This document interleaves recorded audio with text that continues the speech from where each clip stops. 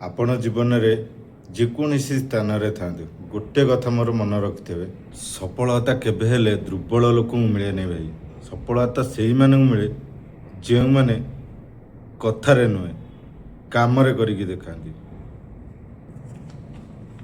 ସମସ୍ତେ ଗୋଟେ କିଛି ନା କିଛି ସ୍ୱପ୍ନ ଦେଖିଥାନ୍ତି, ଯେପରି ମୁଁ ଭଲରେ ରହିବି, ଭଲ ଘର ବ୍ୟାଙ୍କ ବାଲାନ୍ସ ଥିବ, ଗାଡ଼ି ଘୋଡ଼ା ଥିବ, ଭଲ ବାସ୍ ଏଇ ଗୋଟେ ମୋର ସ୍ୱପ୍ନ। ଆପଣ କିନ୍ତୁ ଆପଣ ସ୍ୱପ୍ନକୁ ପୂରଣ କରନ୍ତି ସେଇମାନେ ଯେଉଁମାନଙ୍କ ପାଖରେ ଗୋଟେ ସାହସ ଥାଏ।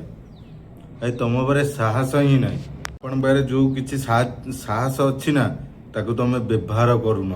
ଆପଣ ଯଦି ଏଇ ଭିଡ଼ିଓକୁ ଦେଖିବେ ନାହିଁ ଆଉ ମାନେ ସ୍କ୍ରଲ୍ କରିଛି ଯେପରି ଅଛନ୍ତି ନା, ସେମିତି ହେଇକି ହିଁ ଜୀବନ ସାରା ରହିଯିବ, ବୁଝିଲେ କି? ଆଉ ସେଇଟା ଆପଣଙ୍କ ପରିଣାମ।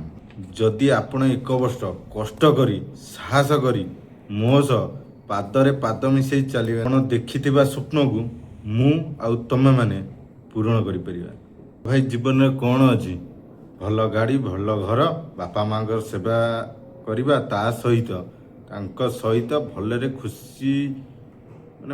ଖୁସି ବାସରେ ରହିବା, ସେଇଟା ହିଁ ବଡ଼। ଆଉ ଆଠାରୁ ବଡ଼ କ'ଣ ଜୀବନରେ? ଆଉ ଯଦି ସାହସ ନ ଦେଖେଇବା, ଶକ୍ତି ନ ଦେଖେଇବା, କଷ୍ଟ ନ କରିବା, ଧୈର୍ଯ୍ୟ ଧରିବାନି, ପାଇବା କ'ଣ? ସେଇ ପର ପାଖରେ 12 ଘଣ୍ଟା ଖଟିବା। ଆ ବ୍ୟତୀତ ଆଉ କିଛି ପାଇବା କି? ଯଦି ଆଉ କିଛି ପାଇବ ଭାଇ କମେଣ୍ଟ ଟିକେ କରିଦେବ। ମୁଁ ଜାଣିବାକୁ ଚାହୁଁଛି, ମୁଁ ଫେସବୁକରେ ନିଜେ ଭିଡ଼ିଓ କରିକି କିଛି ଛାଡ଼ିକି ପଇସା ଇନକମ୍ରେ ସେଇଟା ଭଲ। ଆଉ ଭାଇ ଲାଷ୍ଟ କଥା, ଗୋଟେ କଥା ଭାଇ ହିସାବରେ କହୁଛି ଶୁଣନ୍ତୁ। ଦୁନିଆରେ ସବୁଠାରୁ ବଡ଼ ଜିନିଷ ହେଉଛି କ'ଣ? ବିଶ୍ୱାସ। ମନେ ରଖିବେନି ତ ରଖିବେନି, ଜାଣ ନିଜ ଉପରେ ବିଶ୍ୱାସ ନାହିଁ, ସେଇଥିପାଇଁ ଆପଣ ନିଜେ ଆଗଉନାହାନ୍ତି। ଯାହାପରି ଯେମିତି ଏବେ ଅଛନ୍ତି ସେମିତି ହିଁ ରହିଯିବେ।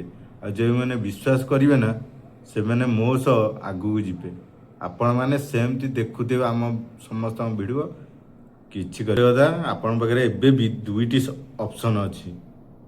ଆଇଦର ତମେ ଏବେ ଯେମିତି ଅଛ ସେମିତି ହେଇ ରହିବ, ନା ମୋ ସହିତ ହାତ ମିଶାଇକି ପାଦରେ ପାଦ ଦେଇକି ଆଗକୁ ଯିବ, ନିଜ ଭବିଷ୍ୟତ ଚେଞ୍ଜ କରିବ, ଦେଖିଥିବା ସ୍ୱପ୍ନକୁ ପୂରଣ କରିବ। ଯଦି ମୋ ସାଙ୍ଗରେ ଯିବାକୁ ଚାହୁଁଛନ୍ତି, ହାତ ମିଶାଇବାକୁ ଚାହୁଁଛନ୍ତି, ଆଜି ହିଁ କମେଣ୍ଟ କର, ଲାଇକ୍ କର, ଆଉ ଏଇ ଭିଡ଼ିଓକୁ ସେୟାର କର। ଜଗନ୍ନାଥ।